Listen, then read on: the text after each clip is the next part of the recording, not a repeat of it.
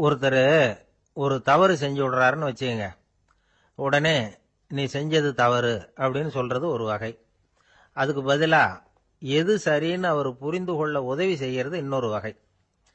இந்த ரெண்டாவது வகை இருக்கு பாருங்க, நிர்வாக இயல்ல இது ரொம்ப முக்கியம். அலுவலகத்தில் வேலை பார்க்குற ஒருத்தர் முக்கியமா தெரிஞ்சுக்க வேண்டியது என்ன தெரியுமா? சக ஊழியர்கள் கிட்ட எப்படி பழகணும், மேலதிகாரிகள் கிட்ட எப்படி பழகணும், தனக்கு கீழே வேலை செய்கிறவங்க கிட்ட எப்படி பழகணும், வாடிக்கையாளர்கள் கிட்ட எப்படி பழகணும், இவங்க எல்லார்கிட்டையும் செம்மையான உறவை ஏற்படுத்திக்கிறது எப்படி, இதையெல்லாம் சொல்லிக் கொடுக்குற பாடம் தான் இன்டர் பர்சனல் ஸ்கில், திறமையான உறவு அப்படிங்கிறது. எந்த வேலையில் இருந்தாலும் சரி, இந்த உறவுகளை வளர்க்கும் திறன் உள்ளவங்க சீக்கிரம் முன்னுக்கு வந்துடுறாங்க. மற்றவங்க கிட்ட உறவை பலப்படுத்திக்கிறது எப்படி அப்படின்னு தெரிஞ்சுக்கிட்டோம்னா எந்த ஒரு தடையையும் சுலபமா தாண்டி செய்யற தொழில முன்னுக்கு வந்துடலாம். ஹார்வர்டு பல்கலைக்கழகத்தில் ஒரு கணக்கெடுப்பு பண்ணி பார்த்தாங்களாம். பார்க்கிற வேலையில எது மாதிரி குணாதிசயம் உள்ளவங்க வேகமா முன்னுக்கு வர்றாங்க அப்படின்னு தெரிஞ்சுக்கிறதுக்காக இந்த கணக்கெடுப்பு. வெவ்வேறு துறையில வேகமா முன்னுக்கு வந்திருக்கிற பல பேரை சந்திச்சு இந்த சர்வேயை நடத்தி இருக்கிறாங்க. அவங்க கண்டுபிடிச்சு சொல்லியிருக்கிற உண்மை என்ன தெரியுமா? ஒருத்தர் ஒரு வேலையில இருந்தா அது சம்பந்தப்பட்ட சப்ஜெக்ட் பற்றிய அறிவு 35% இருந்தா போதுமா. ஆனா உறவுகளை வளர்க்கக்கூடிய திறன், இன்டர் பர்சனல் ஸ்கில் 65% வேணும். இப்படி உள்ளவங்க சீக்கிரம் முன்னுக்கு வந்துடுறாங்களாம். அதனால ஒருத்தருக்கு வேலை சரியா புரியலன்னா கூட விவரமா மற்றவங்க கிட்ட பழகிறது எப்படின்னு புரிஞ்சா போதும், அவர் முன்னுக்கு வந்துடலாம். அலுவலகங்களில் மட்டும் இல்லை, எல்லா இடங்கள்லையும் இது ரொம்ப முக்கியம். வீட்டுக்குள்ளேயும் இது ரொம்ப முக்கியம், வீட்டுக்கு வெளியேயும் இது முக்கியம். அடுத்தவங்க கிட்ட பழகிறது எப்படிங்கிறத தெரிஞ்சுக்காதவன் வாழ்க்கையில முன்னேற முடியாது. இன்னைக்கு ஆயுதங்களால காயப்படுத்தி கொள்ளுகிறவர்களை விட வார்த்தைகளால காயப்படுத்தி கொள்ளுகிறவர்கள் தான் அதிகம். பெரியவங்க என்ன சொல்றாங்க தெரியுமா? நீங்க இந்த பூமியில பிறந்ததன் அர்த்தம் பூர்த்தி ஆகணும்னா அடுத்தவங்களுக்கு உதவி பண்ணுங்க. அடுத்தவங்களுக்கு உதவி செய்ய முடியாவிட்டால் கூட பரவாயில்லை, ஆனால் யாரையும் புண்படுத்தி விடாதீங்க அப்படின்னு சொல்றாங்க. எனக்கு தெரிஞ்ச ஒருத்தர் ஒரு அலுவலகத்தில் வேலை பார்க்கிறார். அவர் சொல்லுவார், எனக்கு இந்த இன்டர் பர்சனல் ஸ்கில் ரொம்ப அதிகம் சார். சக ஊழியர்கள் கிட்ட ரொம்ப சுமூகமா நடந்துக்குவேன். என் கூட வேலை பார்க்குற ஒருத்தருக்கு ஏதாவது ஒரு கஷ்டம்னா அந்த சமயத்தில் அவர் செய்ய வேண்டிய வேலையை நான் செஞ்சிருவேன் சார் அப்படிம்பார். நான் அவர்கிட்ட சமீபத்தில் அப்படி ஏதாவது செஞ்சிருக்கீங்களா அப்படின்னு கேட்டேன். செஞ்சிருக்கேன் சார். போன வாரம் புதன்கிழமை ஆபீஸில் என் பக்கத்து சீட்டுக்காரருக்கு வயிற்று வலி. உடனே நான் மெடிக்கல் லீவ் போட்டுட்டு எங்கள் வீட்டுக்கு போயிட்டேன் சார் அப்படின்னா. ஒரு மனுஷனுக்கு 3 விதத்தில் கர்வம் உண்டாகிறதுக்கு வாய்ப்பு உண்டு. பணம், பதவி, புகழ். பணம் அதிகமாக வந்தால் கர்வம் வரலாம், பதவி பெருசாக வந்துட்டுதுன்னா கர்வம் வரலாம், புகழ் அதிகமாக போனாலும் கர்வம் வரலாம். இந்த 3 வகையான கர்வத்துக்கும் இடம் கொடுக்காம இருக்கிறாங்க பாருங்க, அவங்க தான் சிறந்த மனிதர்கள். ஒரு பெரிய பொறுப்பில் இருக்கிறவங்களுக்கு கர்வம் வந்துடக்கூடாது. அப்படி வந்துட்டுதுன்னா அது எல்லாருக்கும் இடைஞ்சல். ஒரு ராஜா இருந்தார். அவர் ஒரு நாள் தன்னுடைய தலைநகரத்தை சுற்றி வந்துகிட்டு இருந்தார். ஒரு இடத்துல ஒரு அழகான நிலத்தை பார்த்தார். ஆஹா, இந்த இடத்துல நமக்குன்னு ஒரு மாளிகையை கட்டினா எவ்வளவு நல்லா இருக்கும் அப்படின்னு நினைச்சார். ராஜா நினைச்சா அது முடியாத காரியமா? சரி, இந்த நிலம் யாருக்கு சொந்தம்னு விசாரிங்க அப்படின்னார் பக்கத்தில் இருந்தவங்க கிட்ட. அவங்கெல்லாம் ஓடி போய் விசாரிச்சாங்க. அந்த இடம் ஒரு வயசான கிழவிக்கு சொந்தம், வயசான அம்மாவுக்கு சொந்தமா. அந்த அம்மா தான் அதில் ஒரு குடிசையை போட்டு குடியிருந்துட்டு இருக்கிறாங்க. சரி, அந்த நிலத்துக்கு ஒரு விலையை நிர்ணயம் பண்ணி அதை அந்த வயசான அம்மா கிட்ட கொடுத்துருங்கோ அப்படின்னு உத்தரவு போட்டார் ராஜா. ஆனால் அந்த அம்மா, இது எங்கள் பூர்வீக இடம், இதை விற்க மாட்டேன் அப்படின்னு சொல்லிவிட்டுது. சரி, 2 பங்கு விலை கொடுக்குறோம்னு சொல்லி பாருங்க அப்படின்னாங்க. அப்படியே சொன்னாங்க அரண்மனை ஆட்கள். அதுக்கும் சம்மதிக்கல அந்த அம்மா. இதை கேள்விப்பட்டதும் ராஜாவுக்கு கோபம் வந்துட்டுது. தன்னுடைய ஆளுங்களை கூப்பிட்டார். போய் அந்த குடிசையை பிரிச்சு எறிங்க, காசெல்லாம் ஒன்றும் கொடுக்காதீங்க அப்படின்னு கத்தினார். அவ்வளவுதான். அடுத்த நிமிஷம் அரண்மனை ஆசாமிகள் போனாங்க, குடிசையை பிரித்து எரிஞ்சாங்க. அந்த வயசான அம்மா இருக்கு, அதுவும் அந்த இடத்த விட்டு துரத்தி விட்டாங்க. அந்த இடத்துல ஒரு அரச மாளிகையை கட்டி முடிச்சிட்டாங்க. அந்த வயசான அம்மா பாவம், ராஜாவே இப்படி பண்ணால் யாருக்கிட்ட போய் முறையிட முடியும்? ஒரு ஞானி இருந்தார், அவர்கிட்ட போய் சொன்னாங்க. அவரு இவங்க சொன்னதை கேட்டு மனசுல வச்சுக்கிட்டார். ஒரு நாள் அந்த ராஜாவே இந்த ஞானியை கூப்பிட்டார். புதுசா ஒரு மாளிகை கட்டியிருக்கிறேன், வந்து பாருங்கன்னு. சரின்னு சொல்லி இந்த பெரியவர் ஒரு நாள் அந்த மாளிகைக்கு போனார். சும்மா போகல, ஒரு கழுதையையும் ஓட்டிகிட்டு போனார்.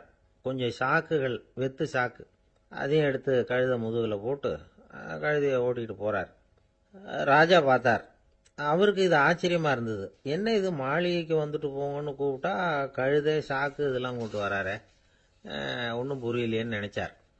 எதுக்காக இதெல்லாம்னு கேட்டார். அரசருடைய தோட்டத்திலிருந்து கொஞ்சம் மண் எடுத்துகிட்டு போகிறதுக்கு ஆசைப்படுறேன், அதுக்கு நீங்கள் அனுமதி கொடுக்கணும் அப்படின்னாரு இவர். இது என்ன வேடிக்கையான கோரிக்கையாக இருக்குது அப்படின்னு நினைச்சார் ராஜா. இருந்தாலும் மண்ணு தானே கேட்குறாரு, எடுத்துகிட்டு போட்டுமே அப்படின்னு நினைச்சார். சரின்னு அனுமதி கொடுத்தார். அந்த பெரியவர் தோட்டத்துக்கு போனார், மண்ணை வெட்டினார், சாக்கில் போட்டு நிரப்புனார். ராஜாவை கொஞ்சம் கிட்ட வாங்கன்னு கூப்பிட்டார். இந்த மண் மூட்டையை தூக்கி கழுதையோட முதுகில் வைக்கணும், கொஞ்சம் உதவி பண்ணுங்கன்னார். ஓ பண்ணுறேனே அப்படின்னு சொல்லி ராஜா கிட்ட போனார். மூட்டையை தூக்கி பார்க்குறாரு, முடியல, திணறி போட்டார். இப்போ அந்த ஞானி பேசினாராம். அரசே, இந்த ஒரு சாக்கு மண்ணையே உங்களால் தூக்க முடியல, அந்த கிழவிகிட்ட இருந்து அந்த அக்கிரமமா அபகரிச்ச இந்த தோட்டம் பூராவையும் சுமக்கணும்னு ஆசைப்படுறீங்களே, அது உங்களால் முடியுமா அப்படின்னு கேட்டாராம். ராஜா யோசனை பண்ண ஆரம்பித்தார். தன்னுடைய செயலுக்காக வருத்தப்பட்டாராம். அந்த வயசான அம்மாவை உடனடியாக வரவழைச்சார். தாயே, தப்பு பண்ணிட்டேன், என்னை மன்னிச்சுக்குங்க, இன்னையிலேருந்து இந்த மாளிகையும் தோட்டமும் உங்களுக்கு தான் சொந்தம் அப்படின்னு சொல்லிவிட்டாராம். போகிறப்ப இந்த உலகத்திலேருந்து எண்ணத்தை எடுத்துகிட்டு போக போகிறோம், அதனால் ரொம்பவும் அலட்டிக்க வேண்டியதில்லை, கர்வப்பட வேண்டியதில்லை அப்படிங்கிறது ஒரு பெரிய உபதேசம். ஒரு பெரிய மனுஷன் சாக கிடந்தார், ரொம்பவும் அழுதார். ஏன் அழறீங்க அப்படின்னு கேட்டாங்க சுற்றி இருந்தவங்க. நான் சாகிறதுக்காக கவலைப்படலை, நான் நம்ம ஜனங்களுக்காக எவ்வளவோ காரியம்லாம் செஞ்சுக்கிட்டு வந்தேன், நான் செஞ்சுக்கிட்டு வந்த சேவையை இனிமேல் யார் செய்ய போகிறாங்க, அது யாரால முடியும், அதை நினச்சி தான் அழறேன் அப்படின்னாராம். ஒருத்தர் முன்னாடி வந்தார். அதுக்காக நீங்கள் கவலைப்படாதீங்க, உங்கள் சேவையை தொடர்ந்து செய்யறதுக்கு என்ன மாதிரி இளைஞர் பட்டாலும் தயாராக இருக்கு, இருந்தாலும் எங்கள் கவலை என்னன்னா அப்படின்னு இழுத்தார். என்ன சொல்லுங்கன்னு கேட்டார் அவர். நீங்கள் இதுவரைக்கும் என்ன சேவை செஞ்சுக்கிட்டு வந்தீங்க, அதுதான் எங்களுக்கு இன்னமும் புரியாத புதிராக இருக்கு அப்படின்னாராம் அவர். இந்த காலத்து புள்ள ஒருத்தன் தன்னோட அப்பாவை பார்த்து சொன்னான், அப்பா, நான் உனக்கு உதவி செய்யலாம்னு நினைக்கிறேன், என்ன உதவி செய்யணும்னு சொல்லு அப்படின்னா. நீ சும்மா இருந்தா அதுவே எனக்கு செய்கிற பெரிய உதவிடா அப்படின்னார் அப்பா. சும்மா இருக்கிறதும் ஒரு உதவி தான், அது மாதிரி மௌனமும் ஒரு சமூக சேவை தான் அப்படிங்கிறார் காஞ்சி பெரியவர். நமக்கு 5 புலன்கள் இருக்கு, மெய், வாய், கண், மூக்கு, செவி. இந்த 5லேயும் அதிகப்படியான வேலை எதுக்குன்னு நினைக்கிறீங்க? வாய்க்கு தான். ஏன்னா அதுக்கு 2 வேலை. இப்போ கண்ணுக்கு பார்க்கறது மட்டும்தான் வேலை, காதுக்கு கேட்கறது மட்டும்தான் வேலை, மூக்குக்கு வாசனை அறியறது தான் வேலை, உடம்புக்கு உணர்றது மட்டும்தான் வேலை. ஆனால் வாய் அப்படி இல்லை, அதுக்கு 2 வேலை, சாப்பிட்றதும் அதுதான், பேசுறதும் அதுதான். அதாவது வாய் ஒன்று தான் கர்மேந்திரியமாகவும் இருக்குது, ஞானேந்திரியமாகவும் இருக்குது அப்படின்னு சொல்லுவாங்க. சாப்பாட்டில் உட்காந்தா எந்தெந்த ஆகாரம் என்னென்ன ருசின்னு அறிவிக்கிற வேலையும் செய்யுது. சபையில் உட்காந்தா பாடுறது, பேசுறது, சிரிக்கிறது, இது மாதிரியான வேலையும் செய்யுது. இன்னொரு வித்தியாசம், கண்ணு, காது, மூக்கெல்லாம் ஸ்ட்ரெயின் பண்ணிட்டு வேலை செய்கிறதில்ல. ஒரு ரோஜா பூ பார்த்தா உடனே மூக்கு அப்படியும் இப்படியும் அசைய ஆரம்பிக்கிறது இல்லை. ஒரு சங்கீதத்தை கேட்ட உடனே காது ஆட ஆரம்பிக்காது. ஆனால் வாய் அப்படி இல்லை, அது பேசினாலும் சரி சாப்பிட்டாலும் சரி அசைஞ்சு தான் ஆகணும். ஆக மற்றதை விட வாய்க்கு வேலை ஜாஸ்தின்னு தெரியுது. சாப்பிட்றது, பேசுறது அப்படின்னு 2 காரியம் அதுக்கு. இப்படி 2 காரியம் இருக்கிறதுனால அது 2ஐயும் பாதியாக குறைச்சிக்கணுங்கிறது கடவுள் அபிப்பிராயமாக இருக்கணும் அப்படிங்கிறார் காஞ்சி பெரியவர். ஆனால் இப்போ நாம் அப்படியா நடந்துக்கிறோம்? அதுக்கு நேர்மாறாக நடந்துக்கிறோம். நாம் சாப்பிட்றதும் அதிகம், பேசுகிறதும் அதிகம், 2 வேலையையும் தேவைக்கு அதிகமாகவே செய்கிறோம். வாய் தான் ரொம்ப ஓவர் ஒர்க்குடு. அதுக்கு ஓய்வு கொடுத்தா உடம்பும் நல்லாயிருக்கும், உலகமும் நல்லாயிருக்கும். மௌன விரதம் இருக்கிறதெல்லாம் எதுக்காக நினைக்கிறீங்க? இதுக்காக தான். இந்த காலத்தில் மௌனமாக இருக்கிறவங்கெல்லாம் மகத்தான தொண்டு செய்கிறாங்க அப்படின்னு தான் சொல்லணும். சத்தம் அதிகமாக போய் தான் சவுண்டு பொல்யூஷன் வருது.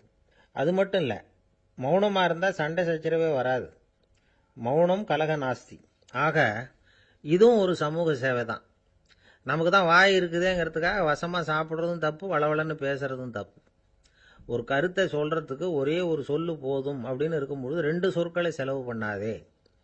எவ்வளவு சொன்னாலும் அதனால ஒரு பயனும் விளையாது அப்படின்னு தெரிய வருமேயானால் அந்த ஒரு சொல்லையும் விரயம் பண்ணாதே அப்படிங்கிறார் ஒரு அறிஞர். எல்லா குணங்கள்லேயும் மௌனம்தான் சிறந்தது அப்படிங்கிறார் ஒருத்தர். மௌனமா இருக்கிறது மூலமா மற்றவர்கள் குறைகளை நம்மால தெரிஞ்சுக்க முடியும். அதே சமயத்துல நம்ம கிட்ட இருக்கிற குறைகளை மற்றவங்களுக்கு தெரியாம மறைச்சிக்கவும் முடியுங்கிறார் அவர். உண்மைதானே. ஒரு பெரிய மேடை பேச்சாளர், பொது வாழ்க்கையில் 25 வருஷ காலமாக ஈடுபட்டிருக்கிறவர்.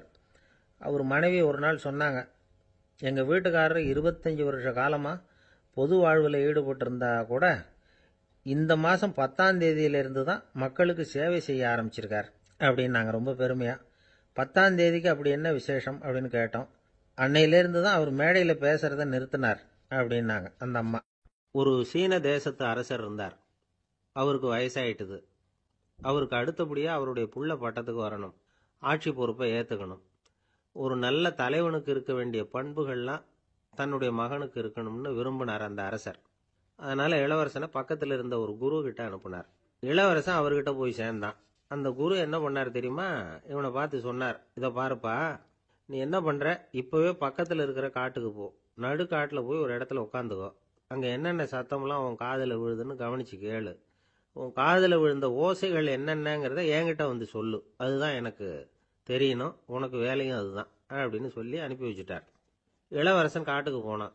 குரு சொன்னபடியே ஒரு இடத்துல உட்காந்து கவனிச்சு கேட்டான். அதுக்கப்புறம் குரு கிட்ட திரும்பி வந்தான்.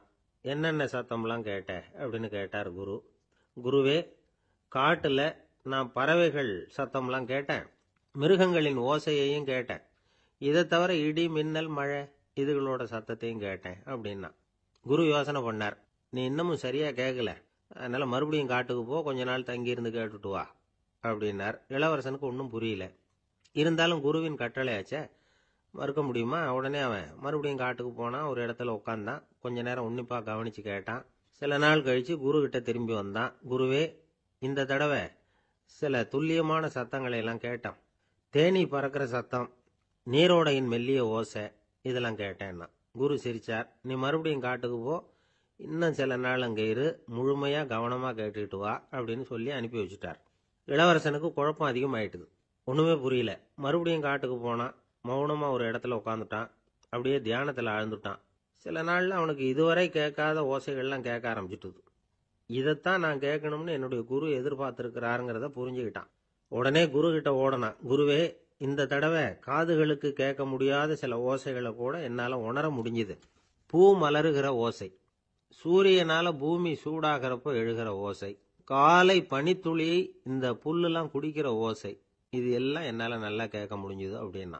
குருவுக்கு இப்போதான் திருப்தி ஏற்பட்டுதான். இளவரசனை பார்த்து சொன்னார், இதை பாருப்பா, இப்போதான் நாட்டை ஆளுகிற தகுதி உனக்கு வந்திருக்குது அப்படின்னு சொல்லி அதுக்கு விளக்கமும் கொடுத்தாராம். எந்த அரசன் தன்னுடைய மக்களின் இதயம் பேசுகிற மௌன மொழியை, மௌன வார்த்தைகளை கேட்கிறானோ அவன்தான் ஆள தகுதி உள்ளவன். எந்த அரசன் தன்னுடைய மக்களின் உணர்ச்சிகளை உண்மையா உணர்றானோ அவன்தான் முதன்மையான அரசன். போலி வார்த்தைகளை மட்டும் கேட்டுட்டு பல மௌன ராகங்களை காதில் வாங்கிக்காதவன் அரசனே இல்லை. எந்த நாட்டில் எப்போ ஒரு அரசன் தன்னுடைய மக்களின் உணர்ச்சிகளை கேட்க மறுக்கிறானோ அன்னையிலிருந்தே அந்த நாடு அழிய தொடங்குது அப்படின்னு அர்த்தம். இதுதான் அந்த குரு இளவரசனுக்கு போதிச்சது. வாயால் பேசுறத மட்டும் கேட்டு ஏமாறக்கூடாது, உணர்ச்சிகளையும் கேட்கறதுல தான் மனப்பக்குவம் உண்டாகும். மக்கள் உணர்ச்சிகளை புரிந்து கொள்ளாத அரசர்கள் நீடிச்சிருக்க முடியாது. அது மாதிரி நாடுகளில் அடிக்கடி குழப்பம் தான் உண்டாகும். அப்படி இருந்தா அடிக்கடி ஆட்சி மாறிட்டு இருக்கும். அப்படிப்பட்ட ஒரு தேசம், அங்கே ஒரு சிறைச்சாலையில் 3 கைதிகள் பேசிக்கிட்டு இருந்தாங்க. ஒருத்தன் சொன்னான், நான் இந்த நாட்டு ராஜாவை எதிர்த்து பேசிக்கிட்டு இருந்தேன், அதனால என்னை பிடிச்சி கொண்டாந்து இங்கே போட்டுட்டாங்க அப்படின்னு நான் ஒருத்தன். இன்னொருத்தன் சொன்னான், நான் இந்த நாட்டு ராஜாவை ஆதரித்து பேசிக்கிட்டு இருந்தேன், அதனால என்னை பிடிச்சி கொண்டாந்து இங்கே தள்ளிவிட்டாங்க அப்படின்னா. அது சரி, நீ என்ன தப்பு பண்ண அப்படின்னு சொல்லி 3வது ஆளை பார்த்து இவங்க கேட்டாங்க. அதுக்கு அந்த ஆள் சொல்றான், நான் தான் இந்த நாட்டு ராஜா அப்படின்னா. ஒரு ஊரில் ஒரு பெரிய ஞானி இருந்தார். அவர் படுக்கையில் இருந்தார். இன்னும் கொஞ்ச நேரம்தான் அவர் இந்த உலகத்தில் இருக்க போறார். அவரை சுற்றி ஏகப்பட்ட கூட்டம். ஏற்கனவே அவருடைய உபதேசங்களை கேட்டவங்க பல பேர் அவரை சுற்றி நிற்கிறாங்க. அந்த ஞானி மெதுவாக கண்ணை திறந்து பார்க்குறார். எல்லாரும் அவருடைய கடைசி வார்த்தையை கேட்கறதுக்காக அவளோட காத்துக்கிட்டு இருக்கிறாங்க. அந்த ஞானி மெதுவாக பேச ஆரம்பித்தார். நான் என்னுடைய வாழ்நாள் பூராவும் உங்களுக்கு நிறைய போதனைகள் சொல்லிக்கிட்டு இருக்கிறேன். பேரானந்தம், மகிழ்ச்சி, தியானத்தன்மை, இதை பற்றியெல்லாம் சொல்லியிருக்கிறேன். இப்போ நான் வேற ஒரு கரைக்கு போய்கிட்டு இருக்கிறேன். நான் இனிமே இந்த கரையில் இருக்க மாட்டேன். நீங்க நான் சொன்னதையெல்லாம் கேட்டீங்க. ஆனா எதையும் நீங்க நடைமுறைப்படுத்தி பார்க்கல. எல்லாம் கேட்டதோட சரி, அதோட விட்டுட்டீங்க. அப்புறம் அதை தள்ளி போட்டுக்கிட்டே வந்துட்டீங்க. மேலும் அதை தள்ளி போடுறதுல எந்த பிரயோஜனமும் கிடையாது. இப்போ நான் போய்கிட்டு இருக்கிறேன். உங்களில் யாராவது என்னோட வர்றதுக்கு தயாரா அப்படின்னு கேட்டார். அவ்வளவுதான். யாரும் வாயை திறக்கல. ஒரே மௌனம், சத்தமே இல்லை. ஒருத்தர் பார்த்துக்கிட்டே நிற்கிறாங்க. அந்த கூட்டத்தில் ஒரு ஆள் அந்த ஞானி கூடவே 40 வருஷத்துக்கு மேலே இருந்திருக்கிறான். அவனும் வாயை திறக்காம இன்னொருத்தன் முகத்தை பார்த்துக்கிட்டே நிற்கிறான். இந்த சமயத்தில் பின்னாடி நின்றுட்டு இருந்த ஒருத்தன் கையை தூக்கினான். ஞானி அவனை பார்த்தார். சரி, ஒருத்தனுக்காவது நம்மோட வர்றதுக்கு தைரியம் இருக்குது அப்படின்னு நினைச்சார். ஆனால் அந்த ஆள் என்ன சொன்னான் தெரியுமா? ஐயா, நீங்கள் கேட்குறப்போ நான் உடனே எழுந்திருக்கல, கையை மட்டும்தான் தூக்கினேன். என்ன காரணம்னா, நான் எப்படி அடுத்த கரைக்கு வந்து சேர்றதுங்கிறது தெரிஞ்சுக்கிறதுக்காகத்தான். அந்த விவரத்தை மட்டும் இப்போ உங்ககிட்ட இருந்து நான் தெரிஞ்சுக்க ஆசைப்படுறேன். ஏன்னா இப்போ நான் உங்கள் கூட வர்றதுக்கு தயாராக இல்லை. எவ்வளவோ காரியங்களை நான் இன்னும் இங்கே முடிக்க வேண்டி இருக்குது. வீட்டுக்கு ஒரு விருந்தினர் வந்திருக்கிறார். என்னுடைய இளைய மகனுக்கு கல்யாணம் பண்ணி வைக்கணும். அதனால் இன்னைக்கு உங்கள் கூட வர முடியாது. அது மட்டும் இல்லை, இப்போ உங்கள் கூட அடுத்த கரைக்கு வந்தால் திரும்பி வர முடியாதுன்னு வேற சொல்கிறீங்க. அதனால் இப்போ நான் வரல. இன்னொரு நாள் நிச்சயமாக நான் வர்றேங்க, வந்து உங்களை சந்திக்கிறேன். அதனால் இப்போ நீங்கள் இன்னொரு தடவை எங்களுக்கு விளக்கமாக சொல்லணும். ஏற்கனவே பல தடவை சொல்லியிருக்கிறீங்க. தயவு பண்ணி இப்போ ஒரு தடவை சொன்னீங்கன்னா சௌகரியமாக இருக்கும். அந்த அடுத்த கரையை அடையிறது எப்படி? இப்போ ஒரு தடவை அதை விளக்கமாக சொல்லிட்டீங்கன்னா நல்லா ஞாபகப்படுத்திக்குவேன். அது சரியான சமயம் வர்றப்போ இது எனக்கு உதவியாக இருக்கும் அப்படின்னு நானா. ஆனால் உண்மை என்ன தெரியுமா? அந்த சரியான சமயம் வரவே இல்லை அப்படிங்கிறது தான் உண்மை. இப்படி அந்த கதை முடியும். இந்த கதை அந்த ஒரு ஆளுக்கு மட்டும் இல்லை, கிட்டத்தட்ட எல்லாருக்குமே அது பொருந்தும் அப்படிங்கிறாங்க விவரம் தெரிஞ்சவங்க. எல்லாருமே அந்த சரியான தருணத்துக்காகத்தான் காத்துக்கிட்டு இருக்கிறாங்களாம். அதுக்காக ஜோசியம் பார்க்குறாங்க, கைரேகை பார்க்குறாங்க. நாளைக்கு என்ன நடக்குங்கிற ஆவலில் எல்லாரும் காத்துக்கிட்டு இருக்கிறாங்க. ஆனால் அந்த ஒரு நாள் ஒருபோதும் வரப்போகிறதில்ல.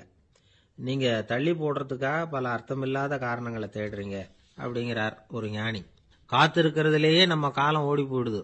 ஏன்னா இன்னைக்கு நாம் சிந்திக்கிறது நாளைக்கு நாம் சிந்திக்கிறது இல்லை. ஒவ்வொரு நாளும் ஒவ்வொரு மாதிரி போயிடுது. நாளைக்கு மறுநாளை பற்றியே சிந்திக்கிறோம். இப்படியே அது பாட்டுக்கு போயிடும். கரையை தொட்டு பார்க்கறது எப்போ? இதுதான் கேள்வி. நமக்கு வேண்டியப்பட்ட ஒருத்தர் ஒரு ரயில்வே பிளாட்ஃபாரத்தில் நின்றுட்டு இருக்கிறார். அங்கே இருக்கிறவங்க கிட்ட கேட்குறாராம், விசாரிக்கிறார். ஏங்க கிழக்க போகிற ரயில் போயிட்டுதுங்களான்னாராம். போயிட்டுதுன்னு இருக்கிறாங்க. கொஞ்ச நேரம் கழிச்சு, ஏங்க மேற்க போகிற ரயில் போயிட்டுதுங்களான்னு கேட்டிருக்காரு. போயிட்டுதுங்களான் இருக்காங்க. அப்புறம் கொஞ்ச நேரம் கழிச்சு மறுபடியும், ஏங்க 10:30 மணி வண்டி போயிட்டுதான்னு கேட்டிருக்காரு. தொடர்ந்து காலையிலேருந்து சாயந்தரம் வரைக்கும் இப்படி ஒரே இடத்துல நின்றுட்டு கேட்டுக்கிட்டே இருக்கிறார். இதை பார்த்துக்கிட்டு இருந்த ஒருத்தர் அவர்கிட்ட ஏங்க நீங்கள் எங்கே போகணும் அப்படின்னு கேட்டாராம். இவர் மெதுவாக சொன்னாராம், இந்த ரயில்வே லைனை தாண்டி அந்த பக்கம் போகணும் அப்படின்னாராம். ஒருத்தன் எப்படி நடந்துக்கிறாங்கிறத வச்சு தான் அந்த ஆள் எப்படிங்கிறத நாம் முடிவு பண்ணுறோம். ஆளுமைன்னு சொல்கிறோம்ல, அதுக்கு சூழ்நிலைகளை ஆளுகின்ற தன்மை அப்படின்னு விளக்கம் கொடுக்கிறார் ஒரு உளவியல் நிபுணர். சரி, ஒரு மனிதனுடைய ஆளுமையை உருவாக்குகிற விஷயங்கள் என்னென்ன? பிறப்பு, வளர்க்கப்பட்ட விதம், படிப்பு, நண்பர்கள், சமுதாயம், இப்படி நிறைய உண்டு. ஆளுமையின் அடிப்படையில் சில மனநோய்கள் உண்டாகுது. அதெல்லாம் என்னென்னங்கிறத தெரிஞ்சு வச்சுக்கிட்டோம்னா நம்ம கூட இருக்கிறவங்களை அடையாளம் கண்டுபிடிக்கிறதுக்கு அது ரொம்ப உபயோகமாக இருக்கும். ஃப்ரெனாய்டு ஆளுமை அப்படின்னு ஒன்று. இந்த கோளாறு உள்ளவங்க எப்படி இருப்பாங்க தெரியுமா? அதிக உணர்ச்சி, சந்தேகம், பொறாமை இதெல்லாம் அதிகமாக இருக்கும். வளைஞ்சு கொடுக்க மாட்டாங்க. அடுத்தவங்களோட இணக்கமான உறவு இருக்காது. அவங்க செய்கிற தப்புக்கெல்லாம் அடுத்தவங்களை குறை சொல்லிட்டு இருப்பாங்க. இது ஒரு ரகம். அடுத்தது ஸ்கிசாய்டு ஆளுமை அப்படின்னு சொல்கிறாங்க. இந்த கோளாறு உள்ளவங்க அடுத்தவங்களோட பழக கூச்சப்படுவாங்க. சின்ன வயசுலேயே இது ஆரம்பமாயிடுது. பகல் கனவுலேயே சஞ்சரிப்பாங்க. அவங்களுடைய விரோதம், கோபம் இதை கூட வெளியில் காட்டிக்க முடியாமல் இருப்பாங்க. இவங்களுக்கு அகமுகம், பிரச்சனைகள்லேருந்து ஒதுங்கி எதுலேயும் ஈடுபாடு இல்லாதவங்களா இருப்பாங்க. இப்படி ஒரு ரகம். அடுத்தது சைக்ளோதமிக் ஆளுமை அப்படின்னு சொல்கிறாங்க. அது என்னன்னா, உணர்ச்சிகளில் ஏற்றத்தாழ்வு அதிகமாக இருக்குமா. சில சமயம் பார்த்தா மகிழ்ச்சியாக இருப்பாங்க, சில சமயம் சோகமாக உட்காந்துருப்பாங்க. அவங்க மனநிலைக்கு தகுந்த மாதிரி சமூக நிகழ்ச்சிகளில் பங்கெடுத்துக்குவாங்க. இன்னொரு வகை என்னன்னா, எண்ண பீடிகை ஆளுமை அப்படின்னு பேர் வச்சிருக்கிறாங்க. அதுக்கு இவங்களுக்கெல்லாம் கரெக்டாக இருக்கணும். எல்லாம் சட்டத்திட்டம், இதுலேயும் ஒரு ஒழுங்குமுறை, இப்படி எதிர்பார்க்குற மனோபாவம். இவங்க எதிர்பார்ப்புக்கும் வரன்முறைக்கும் மற்றவங்க கட்டுப்படணும்னு நினைப்பாங்க. இந்த நிலைமை நீடிச்சா என்ன ஆகும் தெரியுமா? அலைக்கழிக்கிற எண்ணங்கள் திரும்ப திரும்ப ஒரே செயலை செய்ய தூண்டுற மன தளர்ச்சிக்கு ஆளாயிடுறாங்க. அடுத்தது ஹிஸ்டீரியா ஆளுமை. சின்ன விஷயத்தையெல்லாம் பெருசுபடுத்தி நாடகமாக்குற நடிகர்கள் இவங்க. உணர்ச்சி அதிகம் உள்ளவங்க. இவங்க மன எழுச்சியில பக்குவமின்மை, குழந்தைத்தனம், முதிர்ச்சியின்மை எல்லாம் இருக்கும். தன்னலம் மிக்க குணம். பிறர் தன்னை மட்டுமே கவனிக்கணும்னு நினைச்சு செயல்படுறது, இதெல்லாம் இவங்க அடையாளம். அடுத்த ரகம் எப்படின்னா வளர்ச்சியற்ற ஆளுமைன்னு சொல்றாங்க. அடுத்தவங்களோட இணங்கி போக முடியாதவங்க, அறிவு, மன எழுச்சி, சமூக உறவு இதுல எல்லாம் போதுமான வளர்ச்சியையும் நிறைவையும் பெற முடியாதவங்க. இவங்களால வாழ்க்கையில முன்னேற முடியாது. பிச்சைக்காரங்க, குற்றவாளிகள் இவங்க கிட்ட எல்லாம் இது மாதிரியான ஆளுமை அதிகமா இருக்குமா. அடுத்தது என்னன்னா சோர்வு உடைய ஆளுமை. எதுலயும் உற்சாகம் இல்லாம சோர்ந்து போயிருப்பாங்க. அதுக்கெல்லாம் நமக்கு வலிமை இல்லப்பா அப்படின்னு சொல்லிட்டு இருப்பாங்க. சின்ன விஷயங்களுக்கெல்லாம் அதிர்ச்சி அடையிறது, வாழ்வின் சுவையை அனுபவிக்க முடியாதவங்க. இன்னொரு ரகம் இது கொதித்தெழும் ஆளுமைங்கிறாங்க. எதுக்கு எடுத்தாலும் ஆத்திரம், குரோதம், வன் செயல் இதுல எல்லாம் ஈடுபாடு இப்படி உள்ளவங்க. நத்தை வகை ஆளுமை அப்படின்னு ஒண்ணு. அடுத்தவங்க மேல விரோதம் இருக்கும், அடிக்கணுங்கிற எண்ணம் இருக்கும். ஆனா அதை அப்படியே வெளியில காட்டாம அதே சமயம் அமைதியான முறையில வெறுப்பை வெளிக்காட்டுற ரகம். இவங்கெல்லாம் பேசாம கம்முன்னு இருந்துகிட்டே நினைச்சதை நிறைவேற்றிக்கிறவாங்க. முன்ஜாக்கிரதை ஆளுமை அப்படின்னு ஒரு ரகமா. பாதுகாப்பின்மை, சந்தேகம், முழுமையின்மை, அறவேக்காட்டுத்தனம் இந்த மனப்போக்கு அதிகமா இருக்கிறதுனால அகம்பாவம், புடிவாதம், எச்சரிக்கை எல்லாம் அளவுக்கு மீறி இருக்கும். இதுவரைக்கும் நாம பேசிக்கிட்டு இருந்த ஆளுமை பண்புகள் அளவுக்கு அதிகமா போயிட்டுதுன்னா ஆளுமை கோளாறுகள் ஏற்படும். அதன் அடிப்படையில் மனவியாதிகள் வருமா. அதனால இணக்கமான, எல்லாரும் விரும்புகிற இயல்பான ஆளுமையை பெறுவதற்கு நாம முயற்சி செய்யணும் அப்படிங்கிறது மனோதத்துவ நிபுணர்களுடைய ஆலோசனை. ஒருத்தர் ஒரு மனோதத்துவ டாக்டரை தேடிட்டு வந்தாராம். டாக்டர், எனக்கு மனசுல ஏதோ வியாதி, ஆளுமை கோளாறு, அதாவது எனக்கு சீக்கிரமா செத்து போனா தேவையில்லைன்னு தோணுது அப்படின்னாராம். உடனே அந்த டாக்டர், சரி அப்படின்னா இங்கே இருங்க, நான் வைத்தியம் பார்க்கறேன் அப்படின்னு. ஒரு நண்பர் அவர்கிட்ட பேசிக்கிட்டு இருந்தேன். மனித உறவுகள் பத்தி அவர் சொல்லிட்டு இருந்தார். அமெரிக்காவில் தந்தை மகன் உறவு எப்படி இருக்கு அப்படிங்கறத விளக்கறதுக்கு அவர் ஒரு கதையை சொன்னார். ஒரு அப்பா பகல் பூராவும் அலுவலகத்தில் வேலை, ஓடி ஆடி உழைச்சிக்கிட்டு களைச்சி போய் ராத்திரி 10 மணிக்கு மேல வீடு திரும்பினான். வீட்டு வாசல்ல அவரோட மகன் காத்துக்கிட்டு இருக்கிறான். இன்னமும் தூங்கல. அப்பா வாசல்லையே தடுத்து நிறுத்தி, அப்பா உனக்கு சம்பளம் எவ்வளவு அப்படின்னு கேட்கறான். ஏற்கனவே ஆபீஸ் பிரச்சனைகளால அலுத்து போய் திரும்புற அப்பாவுக்கு கோவம் வந்துடுது. என்னடா இப்படிலாம் கேளுன்னு உங்க அம்மா உனக்கு சொல்லி கொடுத்தாளா அப்படின்னு சொல்லிட்டு உள்ள போய் சட்டையை கட்டி மாட்டி விட்டு குளிச்சு விட்டு மறுபடியும் வெளியில உடைய மாத்துகிற சமயம் அப்போ மறுபடியும் மகன் உள்ள நிக்கிறான் அவர் முன்னாடியே. அப்பா உனக்கு எவ்வளவு சம்பளங்கிறான் மறுபடியும். அப்பாவுக்கு எரிச்சல் அதிகமாயிட்டுது. மணிக்கு $20 போதுமா அப்படின்னார். அப்படின்னா எனக்கு ஒரு $10 தர முடியுமான்னா மகன். இதுக்கு தான் என் சம்பளம் எவ்வளவுன்னு கேட்டியா? 2ஆம் வகுப்பு படிக்கிற உனக்கு எதுக்குடா $10 அப்படின்னு கத்திவிட்டு தொலைக்காட்சி பெட்டியின் முன்னாடி போய் உட்காந்துக்கிட்டு ஏதோ நிகழ்ச்சியை பார்க்க ஆரம்பிச்சுட்டார். கொஞ்ச நேரம் கழிச்சு மறுபடியும் மகன் நிக்கிறான். அப்பா ப்ளீஸ் எனக்கு ஒரு $10 கொடுக்க முடியுமா? மகனுடைய கண்களில் கண்ணீர். என்னடா அவன் கண்ணீரை காட்டி காரியம் சாதிக்கலாம்னு பாக்குறியா? ஒரு காசு கூட கொடுக்க மாட்டான் போ அப்படின்னு விரட்டி விட்டான். மகன் கண்ணீரை தொடச்சிக்கிட்டே கண்ணை தொடச்சிக்கிட்டு பேசாம போய் படுத்துக்கிட்டானா. கொஞ்ச நேரம் ஆச்சு. அப்பாவோட கோபம் கொஞ்சம் கொஞ்சமா குறைஞ்சுது. பிள்ளைகிட்ட கோபமா கத்துனது தப்புதாங்கிறது புரிஞ்சுது அவனுக்கு. எழுந்திரிச்சு போனான், படுக்கை இறக்கி போனான். மகனை பார்த்தான். அவன் தலையணையை கட்டி பிடிச்சிக்கிட்டு அழுதுகிட்டு இருக்கிறான். அவனை மெல்ல நெருங்கி அவங்ககிட்ட எதமா பேசுறதுக்கு ஆரம்பிச்சானான். எதுக்குடா உனக்கு $10 பள்ளிக்கூடத்தில் கேட்டாங்களா அப்படின்னு கேட்டானா. மகன் சொல்லியிருக்கான், இல்லை டாடி, உனக்கு 1 மணி நேரம் சம்பளம் $20ன்னு சொன்னேன். நீ ஏற்கனவே எனக்கு கொடுத்த பாக்கெட் மணி $10 என்கிட்ட இருக்கு. இப்ப நீ இன்னொரு $10 கொடுத்தீங்கன்னா அதையும் சேர்த்து $20 ஆயிடும். அந்த $20 நான் உனக்கு கொடுத்துருவேன். அப்படி கொடுத்தா நீ என் கூட 1 மணி நேரம் செலவழிப்ப இல்லையா? அதுக்காக தான் $10 கேட்டேன் அப்படின்னு சொன்னானோ. அந்த அப்பா கண்ணு கலங்கி போச்சான். ஆதரவோட தன்னுடைய மகனை கட்டி பிடிச்சி அழ ஆரம்பிச்சுட்டாராம். இதுதான் நண்பர் சொன்ன கதை. அமெரிக்கா மட்டும் இல்ல, உலகம் பூராவும் இன்னைக்கு மனித உறவுகள் இப்படிதான் மாறிட்டு இருக்கு. பெரியவர்கள் அறிவுரை என்ன தெரியுமா? உங்கள் குழந்தைகளிடமிருந்து குழந்தை பருவத்தை பிரித்து விடாதீர்கள் அப்படிங்கிறது தான். அதாவது இன்றைய குழந்தைகள் தங்கள் பிருந்தாவனத்தை இழந்து விடுகிறார்கள் அப்படிங்கிறது அவங்களுடைய கருத்து. இந்த நிலைக்கு நாம காரணமா இருந்துடக்கூடாது.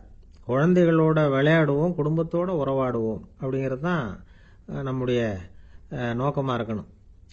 இன்றைய உறவு முறைக்கு இன்னொரு உதாரணம் சொல்லுவாங்க. ஒருத்தர் வந்தாராம், அவர் பக்கத்தில் ஒரு சின்ன பையன்.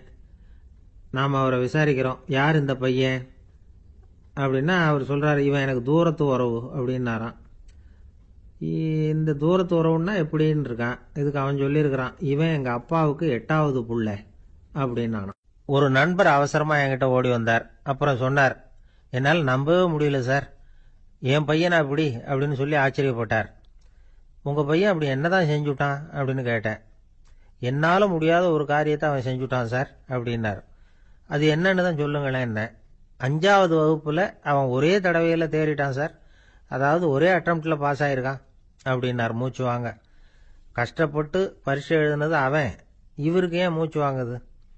நம்மால் செய்ய முடியாத ஒரு காரியத்தை இன்னொருத்தர் செய்யும் பொழுது அது நமக்கு ஆச்சரியமாக இருக்குது. சர்க்கஸ் பார்க்குறோம், ஒருத்தர் அந்த இடத்துல தொங்குறார், அது நமக்கு ஆச்சரியம். ஏன்னா அது நம்மால் முடியாத காரியம். நம்மால் முடியாத ஒன்றை அடுத்தவர் எளிதாக செய்யும் பொழுது நாம் மருள்வது இயற்கை. இதை தான் தொல்காப்பியம் மருட்கை அப்படின்னு சொல்லுது. இந்த வியப்பு இருக்குதே, இது 4 வகையில் ஏற்படுறதாக தொல்காப்பியம் சொல்லுது. அது என்ன 4 வகை? முதல் வகை எப்படின்னா, புதுமையான அரிய செயல்களை செய்யறது. 2வது வகை என்னன்னா, பெரும் செயல்களை செய்யறது. 3வது வகை என்னன்னா, மிக நுட்பமான செயல்களை செய்யறது. 4வது வகை என்னன்னா, ஆக்கம் தரும் செயல்களை செய்யறது. புதுமை, பெருமை, சிறுமை, ஆக்கமோடு மதினம் சாலா மருட்கை 4 அப்படிங்கிறது தொல்காப்பியம். இன்னைக்கு விஞ்ஞானம் புதுசு புதுசாக எதையோ கண்டுபிடிக்குது. ஆரம்பத்தில் அது ஆச்சரியமாக இருக்குது, அப்புறம் அது நமக்கு பழகி போடுது. வானொலி பெட்டி புதுசாக வந்தப்போ ஒரு பெட்டி பேசுதுங்கிறது எவ்வளோ பெரிய ஆச்சரியம். இப்போ யாரும் அதை ஆச்சரியமாக பார்க்கறதில்ல. மதினம் சாலா மருட்கை அப்படின்னு ஒரு சொற்றொடர் வருது பாருங்க, அதில் கருத்தாழம் உண்டு. எதை பற்றியும் போதுமான அளவு புரிந்து கொள்ளாத போது ஒருத்தர் ஆச்சரியப்படுறார். புரிந்து கொண்ட பிறகு ஆச்சரியம் மறைஞ்சு போடுது. மிக நுட்பமான செயல்களும் நம்ம ஆச்சரியப்பட வைக்கும். ஒரு அரிசியில் ஒரு திருக்குறள் எழுதி காட்டுறாங்க, ஒரு முட்டை ஓட்டுக்குள்ள ஓவியம் தீட்டி காட்டுறாங்க. கருங்கல் சிற்பங்களில் எவ்வளவு நுட்பமான வேலைப்பாடுகளை எல்லாம் பார்த்து ஆச்சரியப்படுறோம். இது மாதிரி ஆக்கப்பூர்வமான அரிய செயல்களை செய்யறது கூட வியப்பை உண்டு பண்ணும். குப்பை கூலங்களை கூட வாழ்க்கைக்கு பயன்படுகிற பொருளாக மாற்றுகிறவர்கள் இருக்காங்க, அவர்களுடைய செயல் வியப்பு அளிக்குது. இடைக்காட்டு சித்தர் பாடின 30 நூலில் வர்ற ஒரு பாடல், ஆற்றல் பிறர் அறிதலின் அகம் கிளர்வு உறுதலின் கற்று அறி பாணர் கெழுமிய கோடலின் தோற்றம் உருகவே போற்றல் சால் வியப்பே. ஒருத்தருடைய ஆற்றல் தெரியாமல் இருந்தது, அவருடைய அரிய செயலை பார்க்கும் பொழுது வியப்பாக இருந்தது, மனசுக்குள்ள கிளர்ச்சி. பாவலர்கள் இவர்களுடைய புகழை பாடி மற்றவர்களும் தெரிந்து கொள்ளுமாறு செய்கிறார்கள் அப்படிங்கிறதான் ஒரு யதார்த்தமான உண்மை. ஆக எல்லா வகையிலும் மக்கள் தங்களுடைய வாழ்க்கையில முன்னேறுவதற்கான வழிகாட்டுகிற ஒரு மெய்ப்பாடு தான் வியப்புங்கிறது. இந்த காலத்தில் நம்ம எப்படியெல்லாம் ஆச்சரியப்பட வைக்கிறாங்க.